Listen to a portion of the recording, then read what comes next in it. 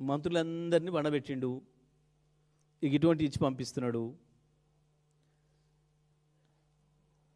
ఏ శాఖలు ఏం జరుగుతుందో వాళ్ళకే తెలుస్తలేదని వాళ్ళే మొత్తుకుంటున్నారు. బహుశా నాకు తెలిసి ఈ పిటిషన్ కూడా ఉత్తమ్ చదివినాడో లేడో. ఎందుకంటే వీళ్ళ గురువుగారు ఈయన పంపుతాడు, ఈయన అధికారులకు ఇచ్చి అటు పంపుతాడు. నేను ఒక మంత్రి నేను సంతకమే పెట్టలే, నాకు ఫైలే రాలే, అక్కడ జరిగిపోయింది పని అంటున్నాడు.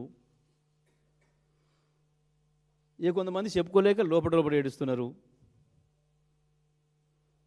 అందరు చెప్తుంది ఒకటే మాట, అన్న మమ్మల్ని ఏం బతకనిస్తలేడే, దందంతా ఆయనే చేసుకుంటుండు, ఆయన కుటుంబ సభ్యులు అన్ని దందాలంతా అటే, మాదేం లేదు, మేము ఉత్తనే బుక్ చేసుకొని తిరుగుతున్నాం.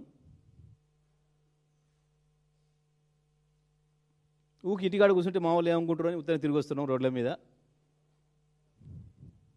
అని మాట్లాడుతున్నారు వాళ్ళ మంత్రులే.